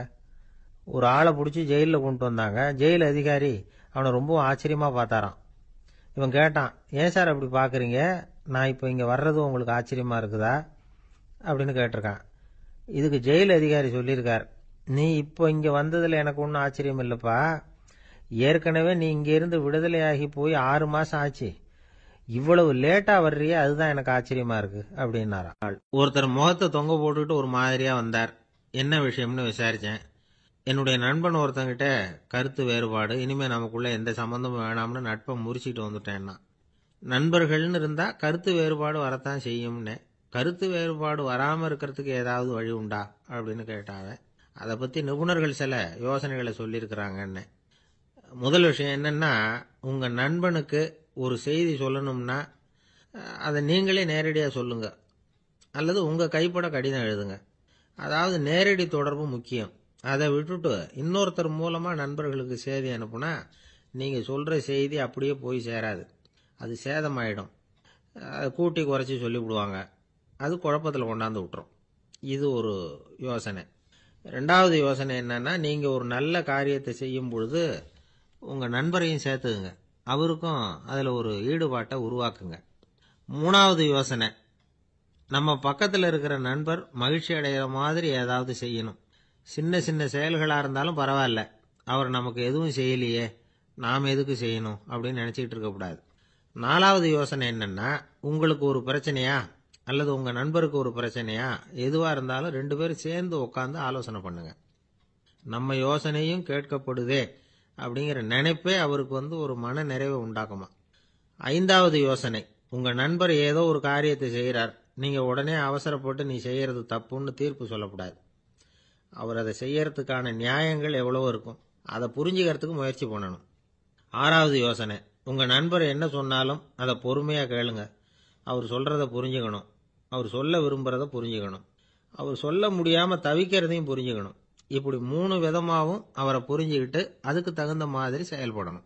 7வது யோசனை என்னன்னா, உங்கள் நண்பர் உங்ககிட்ட ஏதோ ஒரு கருத்தை சொல்கிறார், அது உங்களுக்கு பிடிக்கல, அதுக்காக உடனே நீ சொல்கிறது சரியில்லை, நான் ஒத்துக்க மாட்டேன் அப்படின்லாம் மறுத்துக்கிட்டு இருக்கக்கூடாது. அவர் சொல்கிறத கேட்கணும், பொறுமையாக சிந்திக்கணும், அதுக்கப்புறம் பதில் சொல்லணும். இப்படிலாம் நடந்துக்கிட்டால் நண்பர்களுக்குள்ள கருத்து வேறுபாடு வர்றதுக்கு வாய்ப்பே இருக்காது அப்படின்னு வல்லுநர்கள் தொகுத்து சொல்லியிருக்கிறாங்க இந்த யோசனைகளை.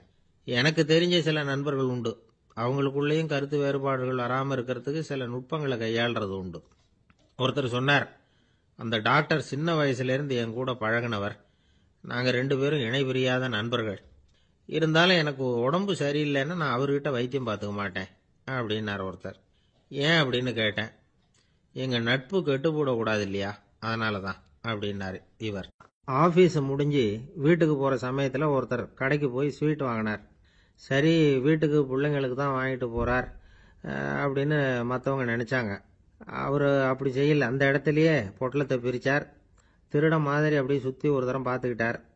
யாரும் தெரிஞ்சவங்க இல்லைங்கிறத முடிவு பண்ணிவிட்டு அவசரமாக அதை அப்படியே போட்டு முழுகிவிட்டு கையை தொடச்சிக்கிட்டு நல்ல பிள்ளை மாதிரி நடந்து போக ஆரம்பிச்சிட்டார். அவர் யாருன்னா, அவரோட பிரச்சனை எல்லாருக்கும் தெரியாது, சில பேருக்கு தான் தெரியும்.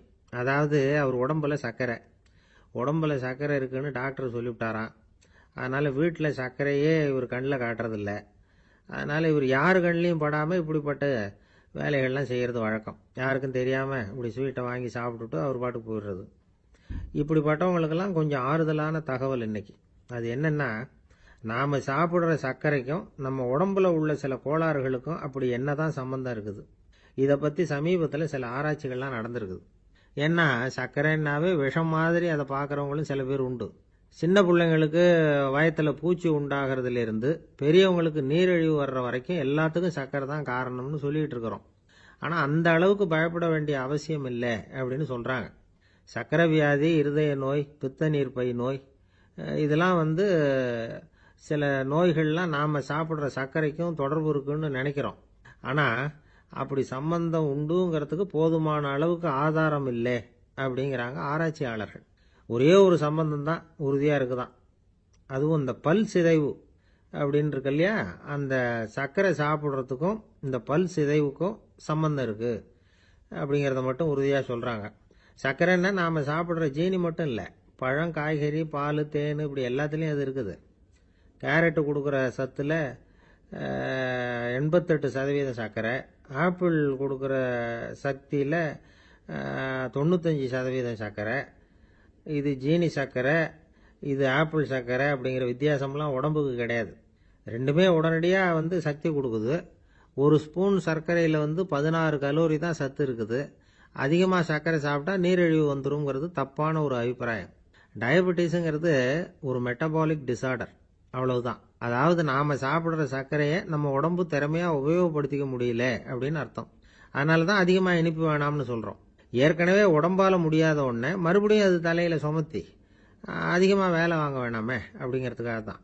ஆகாரத்தில் அதிகமாக சர்க்கரை இருந்தால் அதனால் உடனே சர்க்கரை வியாதி வந்துடும்ங்கிறதுக்கு விஞ்ஞான ரீதியாக போதுமான ஆதாரம் இல்லை.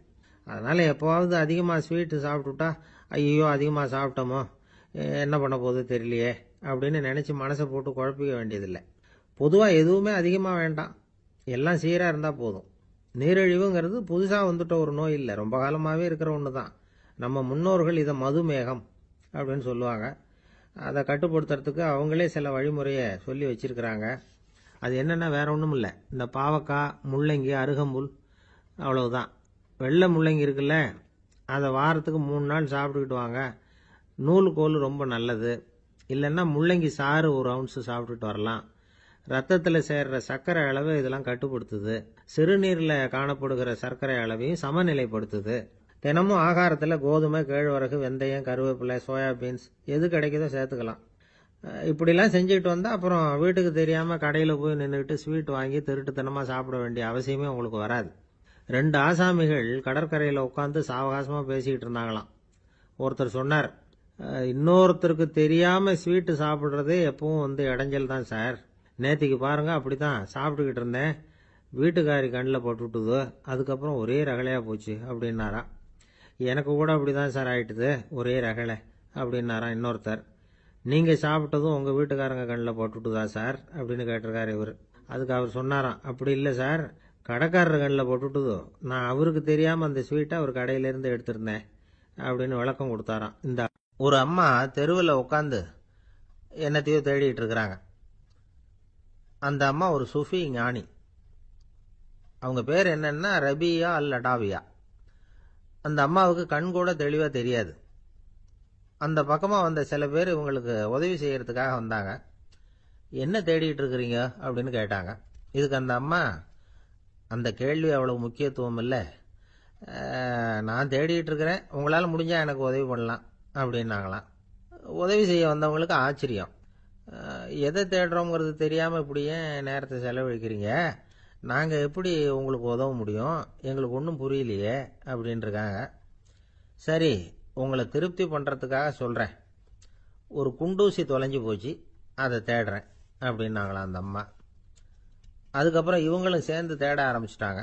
கொஞ்ச நேரம் ஆச்சு, ஒன்றும் கிடைக்கல. உதவி செய்ய வந்தவங்களும் அழுத்து போட்டாங்க. அப்புறம் கேட்டாங்க, பாருங்கம்மா, இது ரொம்பவும் பெரிய தெரு, அகலமான தெரு, அதனால் குறிப்பாக நீங்கள் எந்த இடத்துல அந்த குண்டூசியை தொலைச்சிங்க அதை சொல்ல முடியுமான்னாங்களாம். இதுக்கு அந்த அம்மா, நீங்கள் மறுபடியும் அர்த்தமில்லாத கேள்வியை கேட்குறீங்க, உங்கள் கேள்விக்கும் நான் தேடுறதுக்கும் என்ன சம்பந்தம்னாங்களாம். இதை கேட்டதும் அவங்க ஒரு மாதிரி ஆயிட்டாங்க. என்னம்மா நீங்கள் பைத்தியம் மாதிரி பேசுகிறீங்க அப்படின்னாங்களாம். சரி, உங்களை மறுபடியும் திருப்திப்படுத்துறதுக்காக சொல்கிறேன், அதை நான் எங்கள் வீட்டில் தொலைச்சுட்டேன் அப்படின்னாங்களாம். அப்புறம் எதுக்காக இங்கே தேடிட்டு இருக்கிறீங்க அப்படின்னு கேட்டிருக்காங்க. ஏன்னா இங்கே தான் வெளிச்சம் அதிகமாக இருக்குது, அங்கே வீட்டுக்குள்ளே இருட்டாக இருக்குது, அதனால் இங்கே தேடுறேன், வெளிச்சம் உள்ள இடத்துல தானே தேட முடியும் அப்படின்னாங்களாம் அந்த ஞானி. இந்த கதைக்கு என்ன அர்த்தங்கிறத பெரியவங்க சொல்கிறாங்க. அதாவது இந்த தேடுதல்ங்கிறது ஒரு வியாதி. அது நம்ம சதா அலைய வைக்கும், பைத்தியமாக மாற்றுறதுக்கு முயற்சி பண்ணோம். ஒரு காலம் அது நிறைவு அடையவே அடையாது. வாழ்வுங்கிறது ஒரு புரிந்து கொள்ள முடியாத, சதா இயங்கி கொண்டிருக்கிற ஒரு செயல். அதுக்கு ஆரம்பமும் இல்லை, முடிவும் கிடையாது.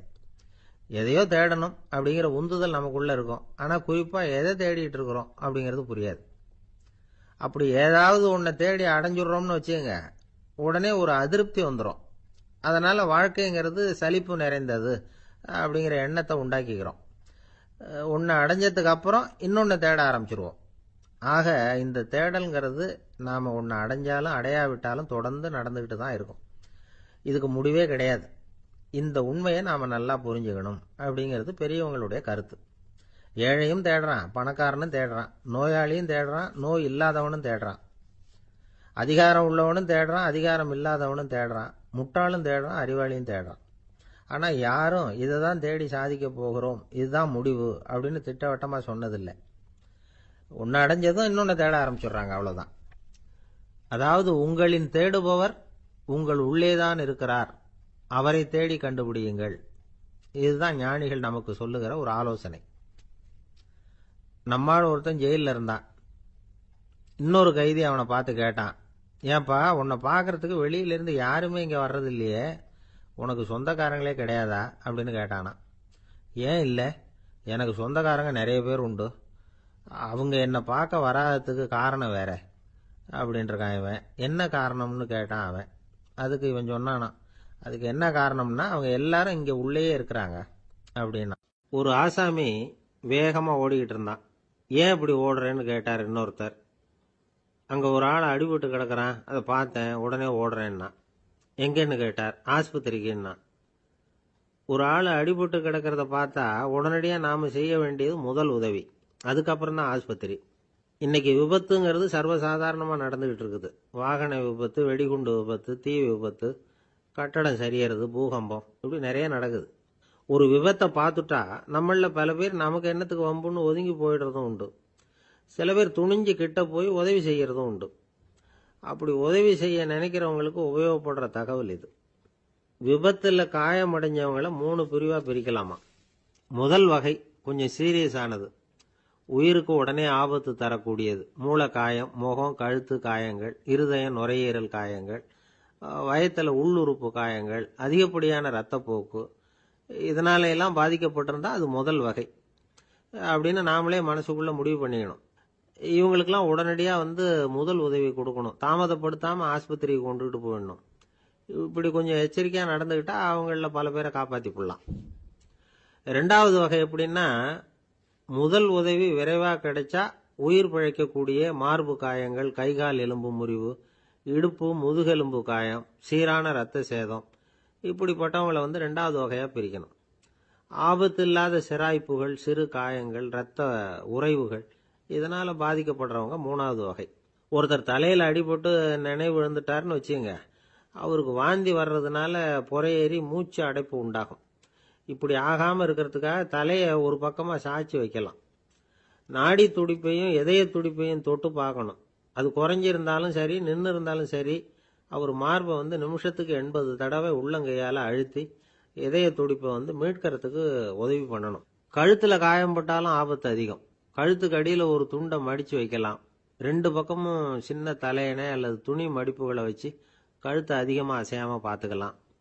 முதுகெலும்பு முறிஞ்சிருக்குமோ அப்படிங்கிற சந்தேகம் இருந்ததுன்னா அவரை அதிகமாக அசைய விடக்கூடாது. அதிகமாக அசைஞ்சால் தண்டு இடத்துல பாதிப்பு ஏற்பட்டு கைகால் விளங்காமல் போயிடும். அவரை ஒரு கனமான போர்வை இல்லைன்னா பாயில் படுக்க வச்சு 4 பேர் மெதுவாக தூக்கி மருத்துவ உதவிக்கு அனுப்பி வைக்கலாம். கையெலும்பு முறிஞ்சிருந்தா முறிஞ்ச பாகத்தை உடம்போட சேர்த்து அசையாமல் கட்டி போடலாம். கால் எலும்பு முறிஞ்சிருந்தா மற்ற காலோட சேர்த்து கட்டி போடலாம். முறிஞ்ச பாகம் தொங்காமல் பார்த்துக்கணும். அப்போ தான் வீக்கம் உண்டாகாமல் இருக்கும். வெட்டு காயம், குண்டடிப்பட்ட காயம், இதிலெல்லாம் ரத்தப்போக்கு அதிகமாக இருக்கும். ரத்தம் வெளியேற வெளியேற ஆபத்து அதிகம். சுத்தமான துணியை பல மடிப்புகளை மடித்து காயத்தின் மேலே வச்சு அழுத்தமாக ஒரு 10 நிமிஷம் பிடிச்சிக்கணும். ரத்தம் நின்ன உடனே காயத்துக்கு கட்டு போடலாம். சில சமயம் காயம்பட்ட பாகத்தை உயரமாக தூக்கி பிடிச்சிக்கிட்டா தான் ரத்த கசிவு நிற்கும். இந்த விவரங்களையெல்லாம் கொஞ்சம் மனசில் வாங்கி வச்சுக்கிட்டோம்னா சமயத்தில் உதவும். ஏன்னா இந்த காலத்தில் விபத்து எந்த ரூபத்தில் எப்போ வரும்னு யூகிக்கவே முடியல. நண்பர் ஒருத்தர் சொன்னார், நேற்றுக்கு பாருங்க சார், என் கண்ணு முன்னாடியே ஒரு சின்ன விபத்து நடந்ததுன்னார். என்னன்னு விசாரித்தோம். ஒரு பஸ்ஸில் வந்துக்கிட்டு இருந்தேன். அந்த பஸ்ஸில் பின்பக்கம் படி ஓரமாக நின்றுக்கிட்டு இருந்த ஒருத்தர் ரோட்டில் விழுந்துட்டார். டிரைவர் அதை கவனிக்கல, நிறுத்தாமல் அவர் பாட்டுக்கு போகிறாருன்னார். கண்டக்டர் உடனே விசில் கொடுத்து பஸ்ஸை நிறுத்த வேண்டியது தானே அப்படின்னோம். அதுதான் சார் முடியாமல் போச்சுன்னார் அவர். ஏன்னு கேட்டாங்க. தவறி கீழே விழுந்ததே அந்த கண்டக்டர் தான் சார் அப்படிங்கிறார். ஜெருசலேம் அங்கே உள்ள ஒரு தேவாலயம். அதில் உள்ள பலிபீடத்தின் முன்னாடி ஒரு பெட்டி உண்டு. அது காணிக்கை பெட்டி. ஆலயத்துக்கு வர்றவங்க பிரார்த்தனை பண்ணிவிட்டு திரும்பி போகிற சமயத்தில் அந்த பெட்டியில் காணிக்கை போடுவாங்க. அவங்களால எவ்வளவு முடியுமோ அவ்வளவு போடுறது வழக்கம். அவங்கவுங்க வசதிக்கு தகுந்த மாதிரி போடுவாங்க. வசதி உள்ளவங்களாக இருந்தாலும் சரி, வசதியே இல்லாத வறியவர்களாக இருந்தாலும் சரி, ஆலய காணிக்கை பெட்டியில் காசு போடுறது அவங்களுக்கு ரொம்ப பெருமையான ஒரு செயல். ஒரு சமயம் இயேசு தம்முடைய சீடர்களோடு அந்த ஆலயத்துக்கு வர்றார். அங்கே உட்காந்து ரொம்ப நேரம் வழிபாடு பண்ணிட்டு இருக்கிறார். சீடர்களும் அந்த ஜபத்தில் கலந்துக்கிட்டாங்க. வழிபாடு முடிஞ்சுது. இயேசு உட்காந்துருக்கிறார். காணிக்கை பெட்டியில் காசு போடுறவங்கள கவனிக்கிறார். சீடர்களும் அதையே கவனிச்சுக்கிட்டு இருக்கிறாங்க. ரொம்ப பேர் வரிசையாக வந்தாங்க. அவங்களால முடிஞ்ச அளவுக்கு காசு போட்டுட்டு அவங்க பாட்டுக்கு போய்கிட்டு இருக்கிறாங்க. வசதியானவங்க நிறைய பேர் வந்தாங்க. அதுக்கு மத்தியில் வயசான ஒரு அம்மா, அவங்களும் காசு போட்டுட்டு போகிறாங்க. இப்போ இயேசு தன்னுடைய சீடர்கள் பக்கம் திரும்பினார். ஒரு கேள்வி கேட்டார். இப்போ இந்த காணிக்கை பெட்டியில் நிறைய பேர் காசு போட்டுட்டு போகிறத நீங்கள் கவனிச்சிங்க. இன்னைக்கு இந்த காணிக்கை பெட்டியில் ரொம்பவும் அதிகமாக காசு போட்டது யார் அப்படின்னு கேட்டார். முதல்ல வந்தார ஒரு பெரிய மனுஷன், அவர் தான் அதிகமாக போட்டார் அப்படின்னாரு ஒருத்தர். 3வதா வந்தவர் தான் அதிகமாக போட்டார், நான் கவனிச்சேன் அப்படின்னாரு இன்னொருத்தர். இப்படி ஆளுக்கு ஒரு விதமாக சொல்கிறாங்க. கடைசியாக இயேசு சொன்னாராம், இன்றைக்கு அந்த பெட்டியில அதிகமா காசு போட்டவங்க அந்த வயசான அம்மா தான் அப்படின்னாராம். சீடர்களுக்கு ஒன்றும் புரியல. அந்த அம்மா ரொம்ப ஏழையாச்சே, அவங்க எப்படி அதிகமா காணிக்கை செலுத்த முடியும் அப்படிங்கறது அவங்க சந்தேகம். இயேசு விளக்குனார். நிறைய பேர் வந்தாங்க, நிறையவே காசுகள் போட்டாங்க, அது உண்மைதான். ஆனால் அந்த அம்மா என்ன பண்ணாங்க கவனிச்சிங்களா? வந்தாங்க, தன்னுடைய காசு பைய திறந்தாங்க, அப்படியே கொட்டுனாங்க. அதுல இருந்தது 2 காசுகள் தான். அந்த 2 காசும் காணிக்கை பெட்டியில விழுந்துட்டுது. மற்றவங்கெல்லாம் தங்கள்கிட்ட இருந்த செல்வத்தின் ஒரு சிறு பகுதியை எடுத்து பெட்டியில போட்டாங்க. ஆனா இந்த அம்மா தன்கிட்ட என்ன இருந்ததோ அதை அப்படியே போட்டுட்டாங்க. தன்னுடைய பிழைப்புக்காக வச்சிருந்த அவ்வளவையும் இழக்கிறதுக்கு தயாராயிட்டாங்க. அவ்வளவு தாராள மனசு அவங்களுக்கு. அதனால அவங்க செலுத்தின காணிக்கை தான் அளவுல அதிகம் அப்படின்னார். விலை மதிப்பில்லாத முத்து புதையல் ஒருத்தனுக்கு கிடைக்க போகுதுன்னு வச்சுக்கோங்க. அதன் மதிப்பை உணர்ந்தவன் என்ன பண்ணுவான்? அதை அடையறதுக்காக தன்கிட்ட இருக்கிற எதையும் கொடுக்கறதுக்கு தயாரா இருப்பான் இல்லையா? அது மாதிரிதான் இதுவும் அப்படின்னார். உலக மதிப்பீடுகளை துரும்பா தூசியா மதிச்சு அதையெல்லாம் உதறி விடுகிறவன் இறையருள் அப்படிங்கிற இணையில்லாத செல்வத்தை பெறுகிறான் அப்படிங்கிறது இதுல உள்ள கருத்து. இறைவனுக்காக இழப்பதுன்னா துன்பப்படுகிறவர்களுக்காக, ஏழைகளுக்காக, ஏதுமற்றவர்களுக்காக இழப்பது அப்படின்னு அர்த்தம். உங்கள் அயலானுக்கு நீங்கள் என்ன உதவி செய்தாலும் அதை எனக்கே செய்கிறீர்கள் அப்படின்னு இயேசு சொல்லியிருக்கிறார். அடுத்தவங்களுக்கு உதவணுங்கிற குணம் இன்னைக்கு ரொம்ப குறைஞ்சு போச்சு. ஒருத்தன் வாழைப்பழத்தோல் வழுக்கி கீழே விழுந்துட்டான். பக்கத்துல இருந்த நண்பன் உடனே அவனை தூக்கிக்கிட்டு போய் ஆஸ்பத்திரியில சேர்த்துட்டான். அதுக்கப்புறம் சொன்னான், நீ அந்த வாழைப்பழத்தோல்ல காலை வைக்க போறத முன்னாடியே நான் கவனிச்சுட்டேன் அப்படின்னு நானா. அப்படின்னா அப்பவே நீ எனக்கு உதவி செஞ்சிருக்கலாமே அப்படின்னு நானா. அவன், நான் டாக்டருக்கு உதவலாம்னு நினைச்சுட்டேன் அப்படின்னா இவன். ஒரு ஊர்ல ஒரு கோயில் இருந்தது. ரொம்ப பழைய கோயில். உள்ள போறதுக்கே பயமா இருக்கும். எந்த நேரத்துல இடிஞ்சு விழுந்துருமோ அப்படிங்கிற பயம். அப்படி இருந்ததுனால யாரும் துணிஞ்சு சாமி கும்பிடுறதுக்கு அங்க போறதில்ல. கோயிலுக்கு வர்ற கூட்டம் கொஞ்சம் கொஞ்சமா குறைய ஆரம்பிச்சுட்டுது. கோயில் நிர்வாகிகள் எல்லாரும் கூடி உட்காந்து பேசினாங்க. என்ன பண்ணலாம்னு யோசனை பண்ணாங்க. எந்த இடம் மோசமா இருக்கோ அந்த இடத்த பழுது பார்த்தாங்க. அங்க எங்க வர்ணத்தை பூசி கொஞ்சம் அழகுபடுத்தி பார்த்தாங்க. ஏதோ இந்த ஊர்ல கோயில்னு ஒண்ணு இருக்கு, அது மக்களுக்கு தெரியணும் அப்படிங்கிறதுக்காகத்தான் இப்படிலாம் பண்ணாங்க. இருந்தாலும் கோவில் இருக்கிற நிலைமை மக்களுக்கு தெரியும். அதனால அங்க வர்றது குறைச்சிக்கிட்டாங்க அவங்க. ஒரு கட்டத்துல யாருமே வர்றதில்ல. நிலைமை அந்த அளவுக்கு ஆயிட்டுது. மறுபடியும் கோவில் நிர்வாகிகள் கூட்டம் நடந்தது. இந்த கூட்டம் கூட கோயிலுக்கு உள்ள நடக்கல, இடிஞ்சு விழுந்துருமோங்கிற பயம். அதனால வெளியில தான் உட்காந்து கூட்டத்தை நடத்தினாங்க. ஏன்னா உள்ள போறதுக்கு அவங்களுக்கும் துணிச்சல் கிடையாது. எந்த நேரமும் விழுந்துரும் போல இருந்தது அது. அது வழியா போறவங்க கூட வேகமா அந்த இடத்த கடந்து போக ஆரம்பிச்சுட்டாங்க. கோவில் நிர்வாகிகள் வெளியில உட்காந்து கூட்டம் போட்டாங்க இல்லையா? அந்த கூட்டத்துல 4 தீர்மானங்களை நிறைவேற்றினாங்க. அது என்ன 4 தீர்மானம்னா, முதல் தீர்மானம், இந்த கோவிலை இடிப்பது அப்படிங்கிற முடிவை இந்த கமிட்டி மிகவும் வருத்தத்துடன் ஏற்றுக்கொள்ளுகிறது அப்படின்னு நிறைவேற்றினாங்க. இதுக்கு பதிலா இன்னொரு கோவிலை உடனடியாக கட்டி முடிச்சுடணுங்கிறது 2வது தீர்மானம். 3வது தீர்மானம் என்ன தெரியுமா? பழைய கோவிலின் கதவுகள், அதிலிருந்து பிரிச்சு எடுக்கிற செங்கல், இதையே புது கோவில் கட்டுவதற்கு பயன்படுத்தி கொள்ள வேண்டியது. பழைய கோவில் இருந்த மாதிரியே அதே வடிவத்துல புது கோவிலையும் கட்ட வேண்டியது. பழைய கோவிலின் அஸ்திவாரத்தை அப்படியே வச்சுக்கிட்டு அதுக்கு மேல நாம கோயிலை கட்டிக்க வேண்டியது. இதுதான் 3வது தீர்மானம். இதையும் கமிட்டி முழு மனசோட ஏத்துக்கிட்டது. இது வரைக்கும் சரி. இப்ப அந்த கமிட்டி 4வதா ஒரு முக்கியமான தீர்மானத்தை கொண்டுகிட்டு வந்து அதையும் ஏகமனதா நிறைவேற்றி விட்டது. அது என்ன தீர்மானம்னா, புதிய கோவில் கட்டி முடிக்கிற வரைக்கும் பழைய கோவிலை இடிக்கிறதில்லை அப்படிங்கிற தீர்மானம். எப்படி இருக்குது பாருங்க இது. பழசை இடிக்காத வரையில அதே இடத்துல புதுசா எப்படி கட்ட முடியும்? பல விஷயங்கள்ல நாம நடந்துகிற முறையும் இப்படிதான் இருக்குதான். வாழ்க்கையில முன்னேறணும்னு ஆசைப்படுவோம். அதே நேரத்துல அந்த முன்னேற்றத்துக்கு எது தடையா இருக்கோ அதை விட்டு விடுறதுக்கும் மனசு வராது. வெளிநாட்டுல ஒரு பெரிய விருந்து நடந்துகிட்டு இருந்துதான். எல்லாரும் மது கோப்பையும் கையுமா அலைஞ்சுகிட்டு இருக்கிறாங்க.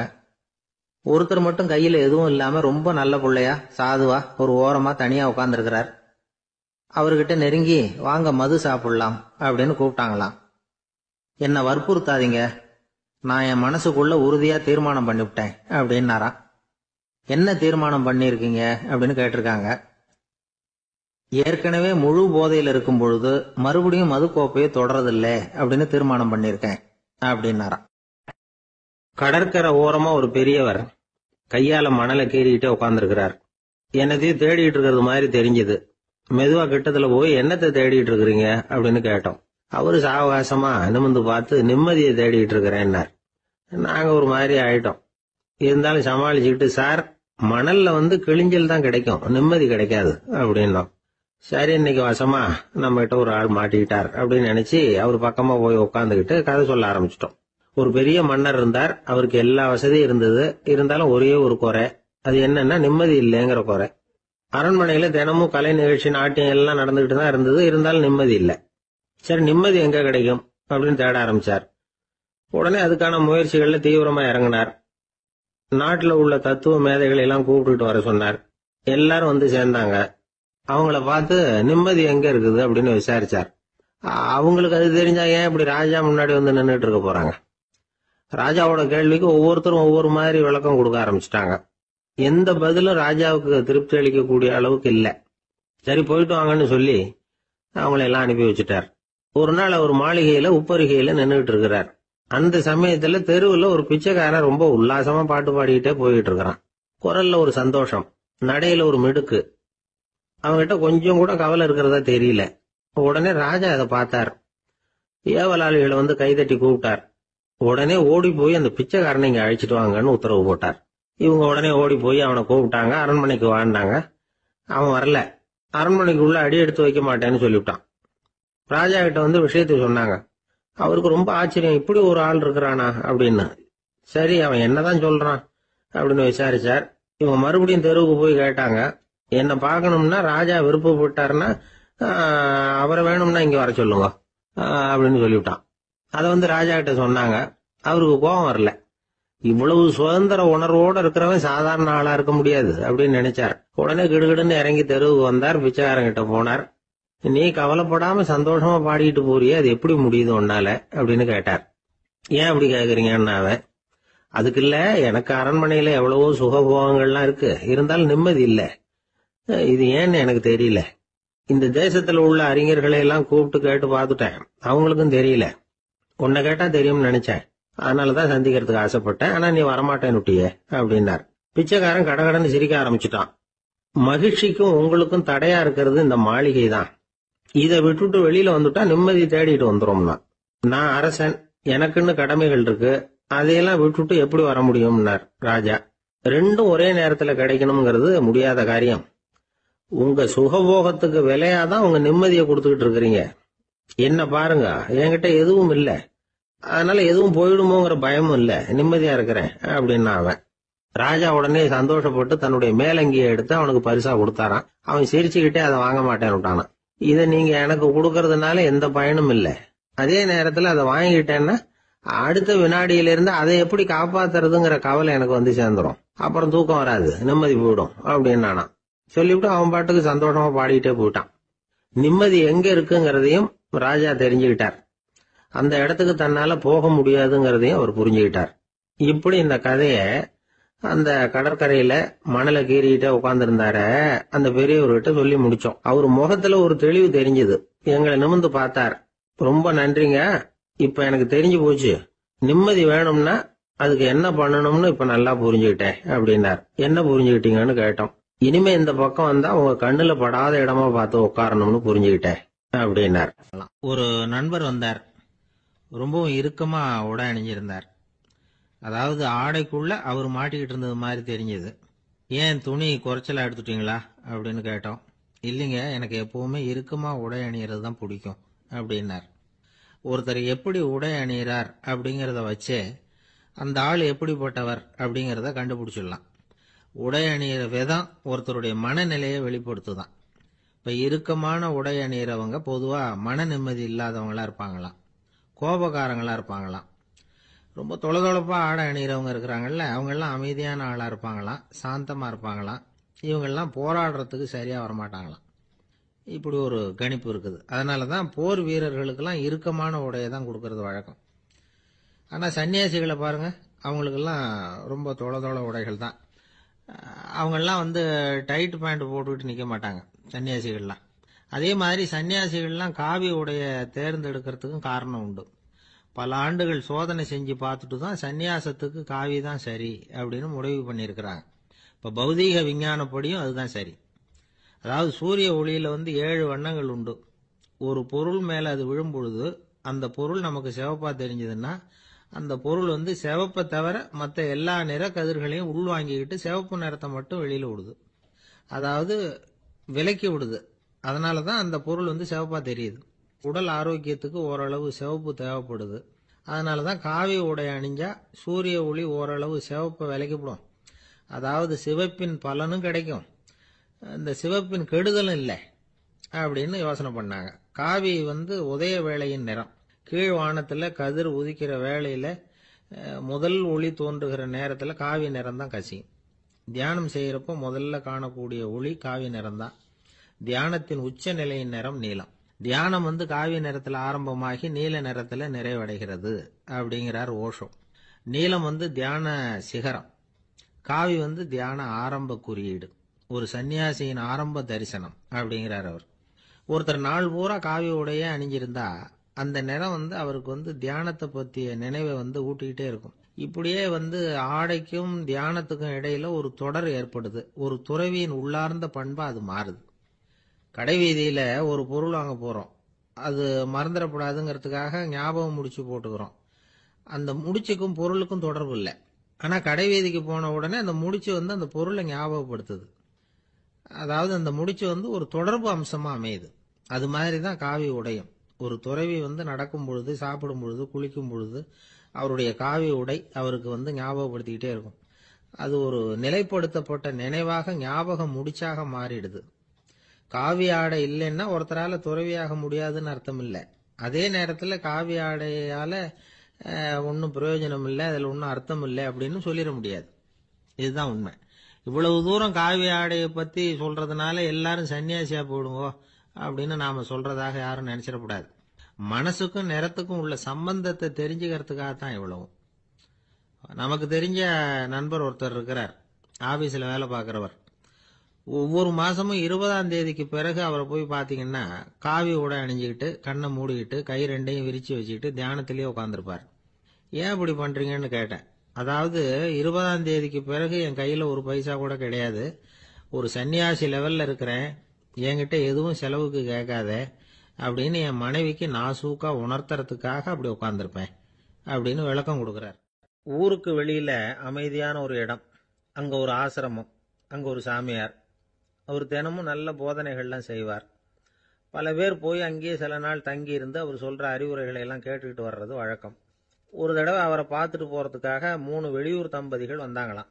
அந்த மடத்திலேயே சாப்பிட்டுக்கிட்டு தங்கி இருந்து அவங்களுடைய போதனைகளை கேட்டுக்கிட்டு போகணுங்கிறது அவங்க நோக்கம். காலையில குளிச்சுட்டு பூஜையில உட்கார்ந்தார் அந்த சுவாமி. இவங்களும் குளிச்சுட்டு அந்த பூஜையை பார்க்கறதுக்காக அவர் முன்னாடி உட்கார்ந்தாங்க. பூஜை ஆரம்பமாச்சு. சம்பிரதாயப்படி அது ரொம்ப நேரம் நடந்துகிட்டே இருக்குது. இவங்களுக்கு நல்ல பசி இருந்தாலும் இந்த நேரத்தில் அதை எப்படி வெளியில காட்டிக்கிறது? பேசாம இருந்தாங்க. அந்த சுவாமி பூஜையை முடிச்சார். அதுக்கப்புறம் பேச ஆரம்பிச்சார். பேச்சு அருமையாக தான் இருந்தது, அமிர்தமாக தான் இருந்தது. இருந்தாலும் இவங்களுக்கு இருக்கிற வயிற்று பசி அது சரியாக கவனிக்க விடலை. அந்த சுவாமியே இதை கவனிச்சதா தெரியல.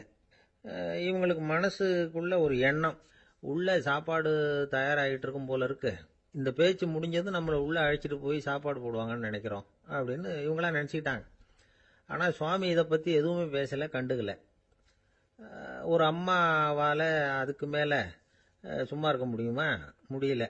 சாப்பாட்டை கவனிக்கலாமா அப்படின்னு சொல்லி மெதுவாக ஆரம்பிச்சாங்க. ஓ கவனிக்கலாமே அப்படின்னு உள்ள அழைச்சிட்டு போனார் சுவாமி. இவங்க ரொம்ப அவசரமாக எழுந்திருச்சு உள்ள ஓடினாங்க. அங்க ஒரு மேஜை மேல ஒரு கிண்ணம் மூடி இருந்தது. ஓ இதுதான் சாப்பாட்டு மேஜை போல இருக்கு, இங்க சாப்பாடு வந்துடும் அப்படின்னு நினைச்சாங்க. உடனே போய் சுத்தி உக்காந்துக்கிட்டாங்க.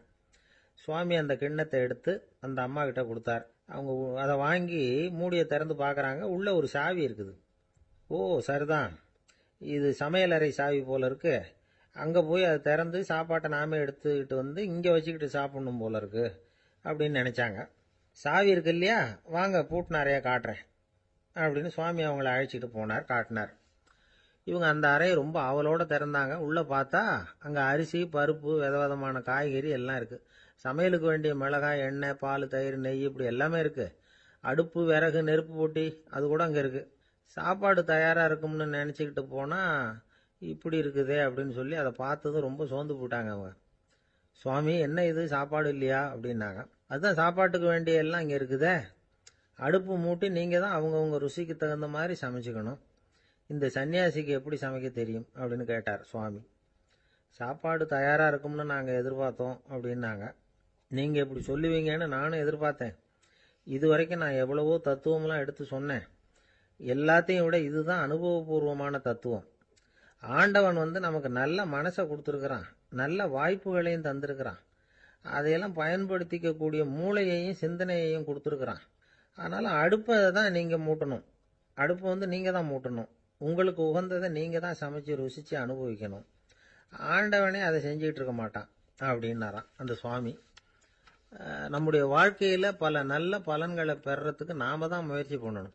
அதுக்குரிய சூழ்நிலையைத்தான் ஆண்டவன் கொடுப்பானே தவிர அதை விளக்கறதுக்காக தான் அந்த சுவாமி அப்படி செஞ்சு காட்டியிருக்கிறார். இது ஒரு பெரியவர் இப்படி ஒரு விளக்கம் கொடுத்தார். அதுக்கப்புறம் அந்த 3 தம்பதிகளும் தெளிவடைஞ்சுட்டாங்களாம். நாம் தெளிவடைகிறது எப்போங்கிறது தான் தெரியல அப்படின்னு பல பேர் இதை கேட்டுட்டு சொல்லிட்டு இருக்கிறாங்க. இந்த கதையை நம்முடைய நண்பர் ஒருத்தர்கிட்ட சொன்னேன். அந்த நண்பர் ரொம்ப சந்தோஷப்பட்டார். நீங்கள் சொல்கிறது கரெக்டு சார், ஆனால் நான் அதை விட ஒரு படி மேலே சார். எனக்கெல்லாம் அரிசி பருப்பு இருக்கிற ரூம் எதுன்னு கையை காட்டிட்டா போதும். உடனே கிண்ணத்துலேருந்து சாவியை எடுத்து கொடுக்கணுங்கிற அவசியம்லாம்